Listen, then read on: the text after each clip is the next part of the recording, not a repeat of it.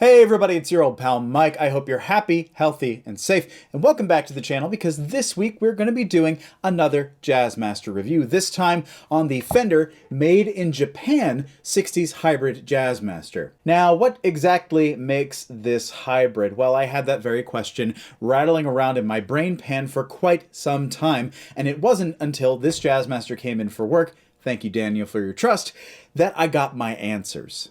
The answer to that question basically boils down to US pickups and two full-size CTS pots, but before we get too deep into it, let's get to some specs. The Fender Japan Hybrid Series 60s Jazzmaster features an alder body with a gloss poly finish in one of my favorite Fender colors, Charcoal Frost Metallic. The 25.5-inch scale length maple neck is finished in a satin poly and has a distinctive, somewhat larger U-shaped neck profile. It also has a 9.5-inch radius rosewood fretboard with 21 medium jumbo frets and white plastic dot inlays. The headstock wears vintage-style locking tuners and a bone nut. As for electronics, the guitar features the same dual lead and rhythm circuit controls that you'll find on most Jazzmasters, although the lead circuit does feature two full-size 1 meg CTS pots. All of the other components are exactly what you'd find on other Japanese guitars. The guitar has a set of VMods single coils made here in America that actually aren't Jazzmaster pickups, but more on that in a bit. And the guitar wears the usual Fender Japan vibrato with slimmer string spacing on the anchor plate. From the factory, this guitar is strung with a set of 90-42 strings. However, we've got 11s on this one, and it's tuned to E flat.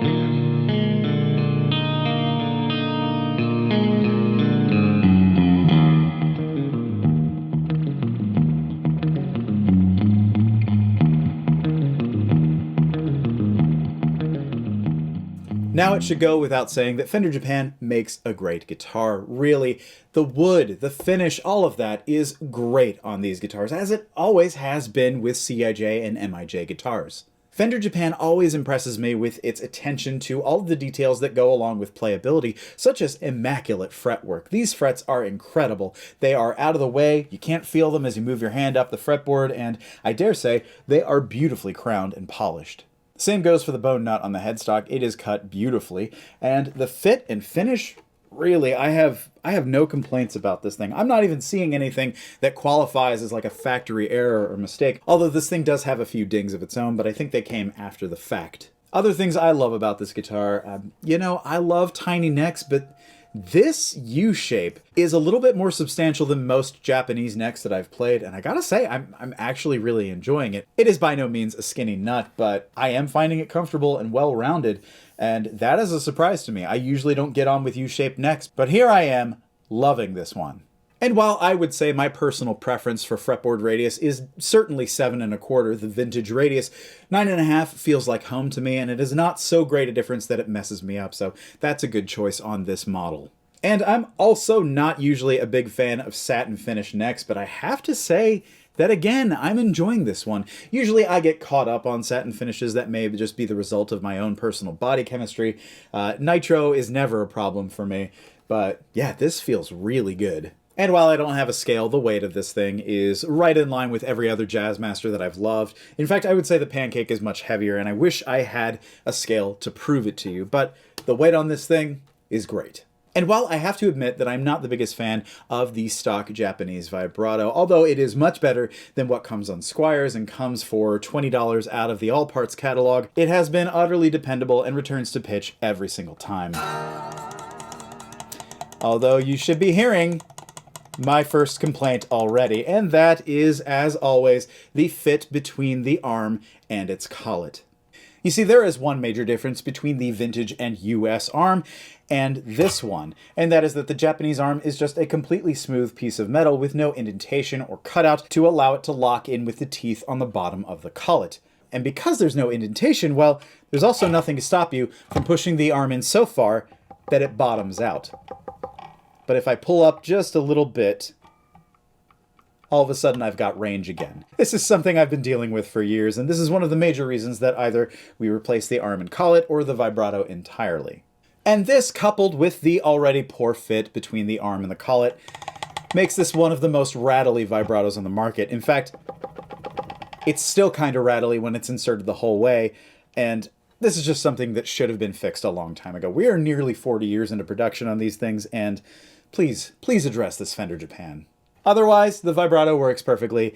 This is really not that big of a deal. The hammer trick, as described in a few other videos, might work here, but because it's smooth, you're just not going to get the grip that you would with the US part.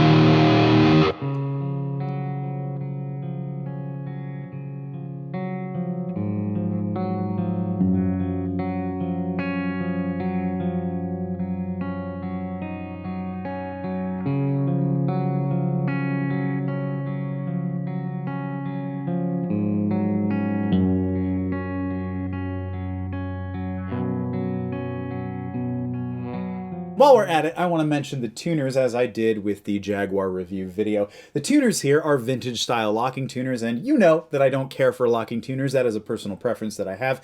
Almost every single tuning issue, I would estimate 85 to 90% of them, have something to do either with the bridge or how poorly the nut is cut. Those are the actual cause of most tuning woes. The Kluson style tuners that you find on Japanese guitars and American guitars, they are great. I don't ever find a need to change those out, even with using the vibrato as much as I do. But my problem with these tuners has nothing to do with their basic functionality. They work, they're solid, they feel great when you turn them. The real issue is where the string attaches on the tuning shaft. Because of how high the string attaches on the tuner, there just isn't that much downward force on the nut, which is crucial for keeping behind the nut resonances at bay. And I have to tell you, this thing was ringing out every time I hit a root position chord. It was forceful and loud, and so yes, you can adjust that just by cutting the nut a little bit differently, but realistically, getting more string around the tuning shaft, getting more downward pressure,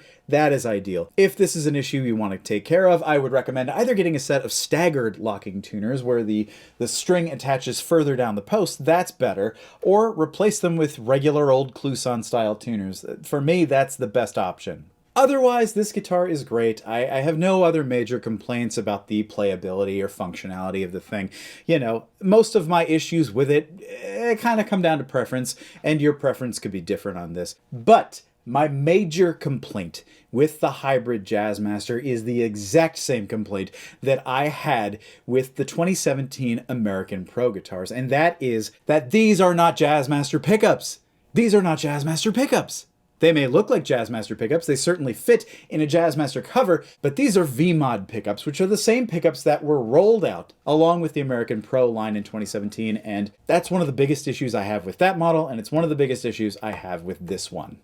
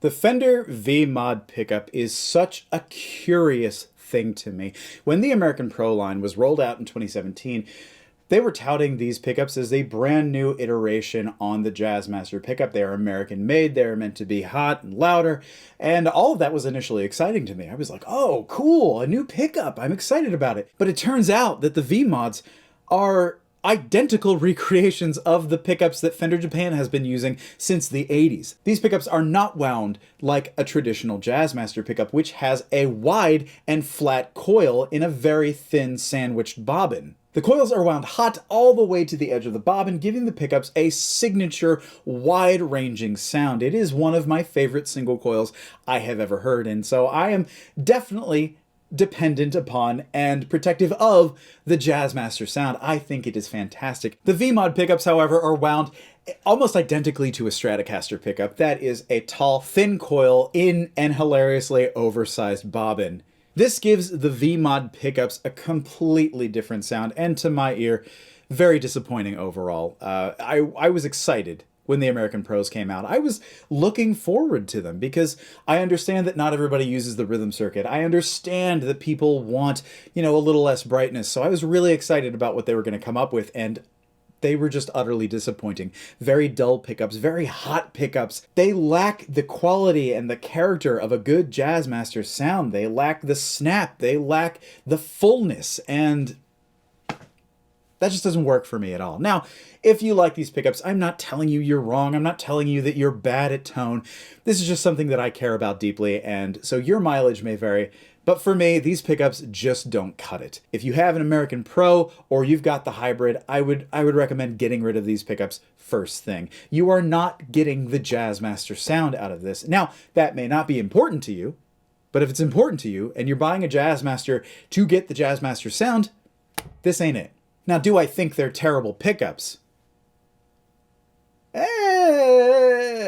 Kinda I do. I really don't like these pickups.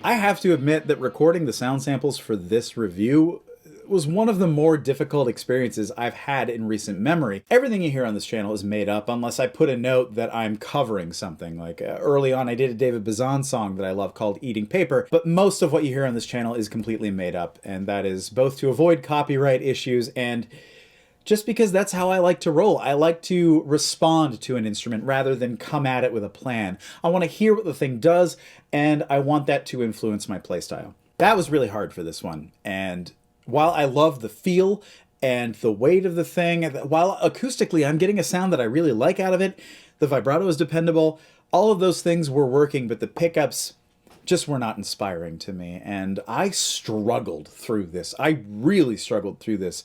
So I'm really excited to see what happens when I install a proper Jazzmaster set of pickups in this guitar, because I think that's going to be the thing. I will say that once I stopped thinking of this guitar as a straight-up Jazzmaster and started thinking about the sound I was getting more like a Stratocaster, that's when it clicked for me. So if you're a big Strat fan but you never use the middle pickup, maybe these pickups are going to work for you too. When I backed off the gain, I put on some reverb, I capoed the neck, and I started playing fingerstyle, I was getting some good sounds out of it. So it seems to me that depending on how you approach this instrument, or whether or not you actually care about the Jazzmaster sound, if you just want a decent sounding guitar, this may very well work for you. It's just that the pickups are not what they claim to be.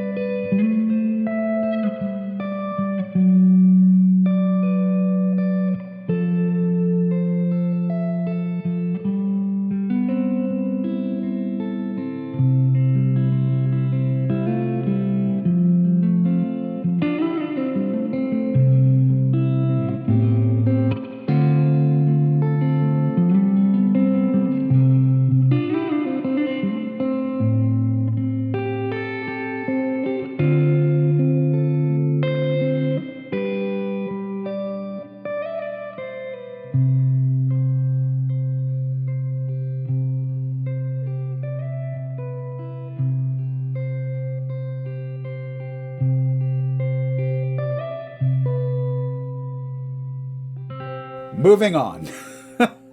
And to reiterate what you're getting in a hybrid, it is a fully Japanese guitar, save for American pickups and 2 full-size US CTS pots. That's it. Every other component on this guitar is as you would expect from any other Japanese guitar. And that's not a bad thing. The switches feel great. Listen to that click. Very pleasant. Toggle switch too. Everything works as it should. Everything sounds great.